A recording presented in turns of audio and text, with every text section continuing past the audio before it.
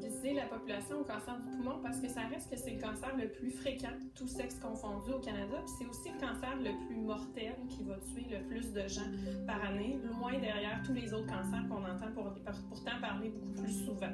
Un des problèmes en lien avec le cancer du poumon, c'est souvent les préjugés qui lui sont associés. Les gens ont l'impression que c'est tous des gens qui ont fumé, que c'est un peu un cancer, que c'est de la faute des gens, mais le but, en fait, c'est un peu de démystifier ça puis de se souvenir que ça atteint aussi les non-fumeurs ou les gens qui ont arrêté de fumer depuis longtemps. La principale cause, ça reste la fumée. Ça reste que 85% de nos patients à peu près ont effectivement fumé, mais il y a un 15% de patients qui n'ont jamais fumé. Des fois, c'est parce qu'ils ont été exposés au tabac secondaire, mais des fois, ça peut être en lien avec des expositions de travail, par exemple l'amiante, de l'exposition dans les maisons, par exemple le radon. Et ça reste qu'il y a une proportion de patients qu'on ne sait pas du tout pourquoi et comment ils ont développé ce cancer-là. Bien, j'ai eu un diagnostic de cancer du poumon il y a 10 ans, alors que j'avais 40 ans. J'ai été opérée à la suite de ça à l'IUCPQ. J'ai été très chanceuse parce que j'ai été diagnostiquée au stade A1 de la maladie, donc un stade précoce. Bien que j'en avais eu dans ma famille, à l'adolescence, j'ai quand même pris la décision de commencer, la très mauvaise décision de commencer à fumer.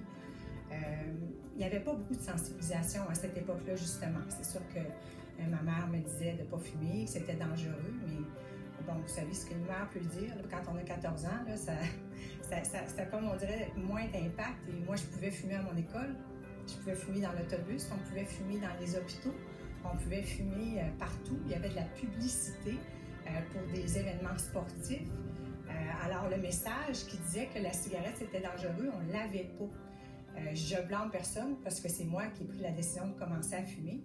Sauf que justement, je pense qu'il n'y en avait pas assez de sensibilisation à cette époque-là.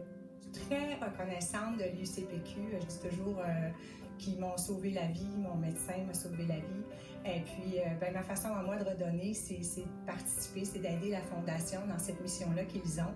Et puis oui, moi, ça faisait longtemps d'ailleurs que je sensibilisais les jeunes parce que justement, je suis enseignante. Je trouvais qu'il y avait une belle plateforme pour le faire. Alors, je leur parlais toujours de mon expérience. Puis eux, ça les sensibilisait parce que c'était l'enseignante en face d'eux qui leur parlait puis qui avait vécu quelque chose de semblable.